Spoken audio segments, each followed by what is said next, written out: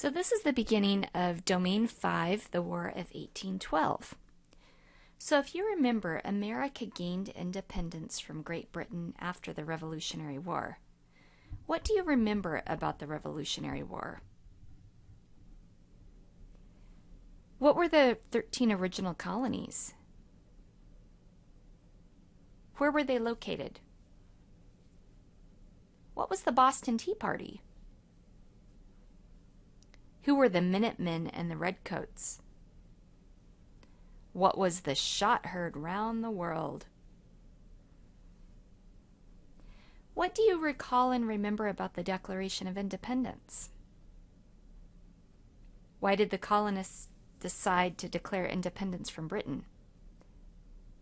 What official document was written to declare independence? What name did they choose for the new independent nation? What do you know or remember about the Louisiana Purchase? Why did President Jefferson make this purchase? How did the purchase change the size of the United States? Who already lived in this area? So over the next 2 weeks, we'll learn about another war fought against the British. All right, here's a map of almost the world. Here's where we are right here in Washington State, in the United States, in North America. And then recently we were learning about ancient Greece, which is here. And if you go right up over here, right here is Great Britain. So for the next 2 weeks, we'll learn about another war fought against the British. So many interesting and important things were happening in the United States and in other parts of the world in 1812. Several European nations were at war, and many kings and queens were being removed from power. The United States was gaining new states and territories and was becoming a strong new nation. As a new nation, the United States wanted to avoid conflict with other countries. In 1812, the United States was a young nation growing in strength and in wealth. As a nation, it depended on trading with both France and Britain. When a war broke out between these two countries, this greatly affected the United States. It made trading with them difficult, and it hurt the U.S. economy.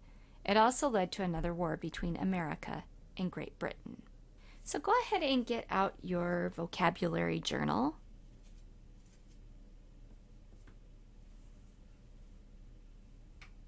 The first word we're going to learn about for our vocabulary is blockaded. This is a verb. To stop people or supplies from coming into or going out of a country. Example, the British blockaded the port so that trading ships could not reach the American merchants. Some variations: blockade, blockades, or blockading. Represent. This is a verb. To act or speak officially for someone.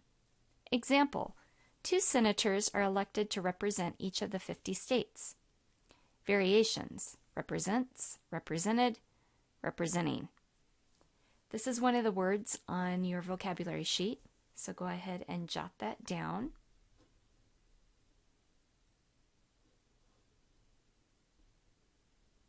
Here's your vocabulary glossary. Here's your word, represent. Go ahead and jot down a quick definition of represent, and then do your quick sketch drawing. Represent, to act or speak officially for someone. Our next word, seize, a verb, to use official power to take something. Example, Julius Caesar was a Roman general who wanted to seize control of the Roman government. Some variations: seizes, seized, seizing.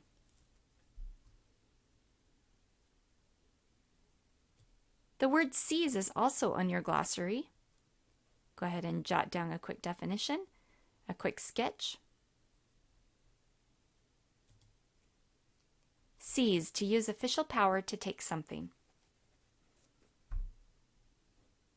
Trade, a noun, the act of buying, selling, or exchanging goods or services. Example, long ago, colonial farmers went into town to trade items they made or grew for items they needed. Variation: trades, traded, trading.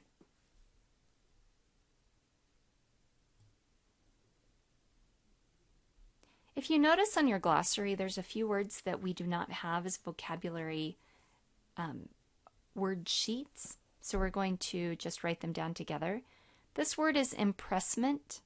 I believe you'll hear this somewhere along the lines in your read aloud or the listening. So impressment is taking into the Navy by force.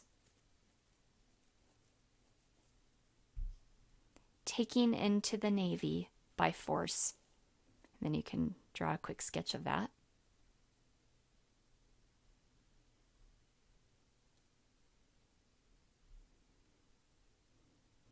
Another glossary word that is not on the larger sheets, merchant ships. Merchant ships were trading ships. They were ships that traded goods with one another. You can write down trading ships in this area. Then when you're done, you can draw your quick sketch.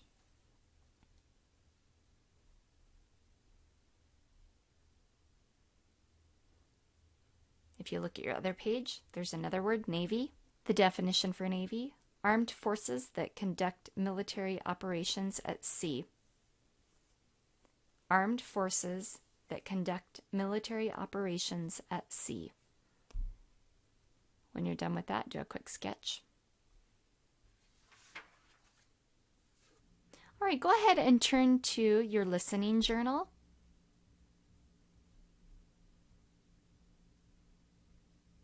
Here's the first page, the table of contents. If you look, we're on Lesson 1, America in 1812, Part 1. Let's turn to page 1, which is the listening scavenger hunt. Here we are, page 1.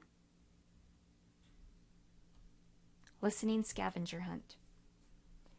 I want you to check off the vocabulary words and terms as you learn about them in the read aloud today. So the directions say, listen carefully to learn about what America was like in 1812. That should say America, not American. When you learn about a word or term, check off the diamond above the word and picture. So when you hear it, you'll put a check in here. When you hear that word. Blockade, seize, merchant ships, Navy, Constitutional Congress, James Madison, France, Great Britain, Founding Fathers, Impressment. The War of 1812 is often referred to as America's Second War for Independence. I want you to listen carefully to learn why the War of 1812 became known as America's Second War for Independence. America in 1812, Part 1. From 1775 to 1783, America fought Great Britain for independence. This conflict was called the Revolutionary War. Against all odds, America won. What had been the 13 original colonies officially became the United States of America. After gaining independence, the American people did not want kings or queens governing them anymore. Americans wanted to create a new kind of government. They wanted to be able to elect individuals to represent the people and act with their best interests in mind. They wanted a government that was by the people, for the people. To represent means to serve and work for the best interests of a population or group of people. To help create the new form of government, several elected leaders met in Philadelphia in May and June of 1787. Some leaders who could not attend, such as Thomas Jefferson and John Adams, wrote down their ideas. Remember, Thomas Jefferson was the third president, and John Adams was the second president. Together, this group of leaders became the Founding Fathers. The Founding Fathers' ideas all came together in a document called the United States Constitution. The Constitution became the framework for the American government. The framework is the basic structure of something. A man named James Madison had a clear vision of how the United States should govern itself. James Madison is known as the father of the Constitution because he put all of the ideas together by writing the Constitution with the help of George Washington. He also became the 4th President of the United States. For many years after the Revolutionary War, the United States grew larger and wealthier. New states such as Vermont, Kentucky, Tennessee, Ohio, and Louisiana were added. New territories were also settled. In 1803, President Thomas Jefferson purchased the Louisiana Territory from France. This purchase more than doubled the size of the United States. If you look here, this is the Louisiana Territory. Meanwhile, across the Atlantic, France and Britain went to war against each other. This series of wars became known as the Napoleonic Wars, named after the French leader at the time, Napoleon Bonaparte. Napoleon Bonaparte wanted to make France the most powerful nation in the world. Britain was determined to stop him. The United States considered both France and Great Britain to be its friends. It did not want to get involved in these costly and destructive wars. Even though the Napoleonic Wars were being fought all the way across the Atlantic Ocean, they greatly affected the United States. Much of the United States' growth during this time depended upon trade with France and Great Britain. Trade refers to the business of buying and selling goods. Britain and France had many merchant or trading ships. These ships sailed across the Atlantic to trade goods with the United States, Canada, and with many of the British and French-owned islands in the Caribbean. For example, the United States sent flour and tobacco to France and Great Britain. Great Britain and France received sugar and coffee or cocoa from other countries. Both countries wanted to stop the other from trading with the United States. They each also tried to prevent the other from getting money and supplies. They also did not want the United States to choose sides. So here's the Atlantic Ocean, and here are all the different trading routes. Okay, France and Spain and England. Then we've got the United States. So they're going across the Atlantic Ocean. To keep the French from trading with the United States, the British blockaded or blocked several U.S. ports. They also blocked several important ports in Europe. This seriously hurt U.S. trade. France and Britain both had large naval fleets positioned in the Atlantic Ocean to attack each other's ships. To make matters worse, the British and the French began to seize or capture American ships loaded with valuable cargo. It became almost impossible to safely transport goods from the United States to foreign ports. It was also more and more difficult for Americans to receive much-needed goods. Merchant ships weren't the only ships in the sea. The United States and Great Britain also had naval ships. Life in the British Navy was not easy. Conditions on their naval ships were terrible and punishments were harsh. Because of this, the British Navy had a hard time finding men who wanted to be sailors. To get more sailors, the British began to capture men from other countries' ships and force them to join the British Navy.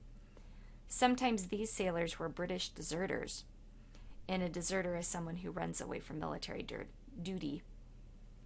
However, more times than not, the sailors that were seized weren't even British. But that did not stop the British from doing it. They even seized many U.S. sailors.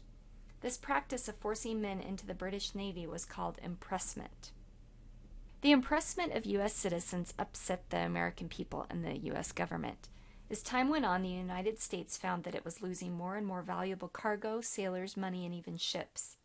They demanded that the British stop impressing American sailors, but the British refused. So what's the name of the document that became the framework for the American government? Who is the father of the Constitution?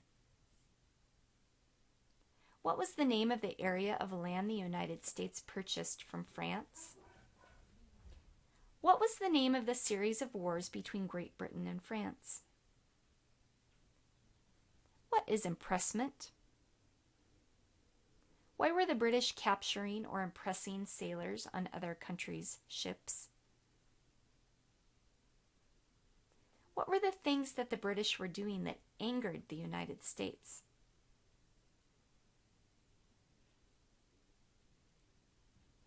In the read aloud today you heard, Americans wanted to be able to elect individuals to represent the people and act with their best interests in mind. Say the word represent with me. Represent. To represent means to serve and work for the best interests of a population or group of people. The President of the United States is elected to represent the people of this country. Can you think of an example of someone who works to represent others? What's the word we've been talking about? Represent.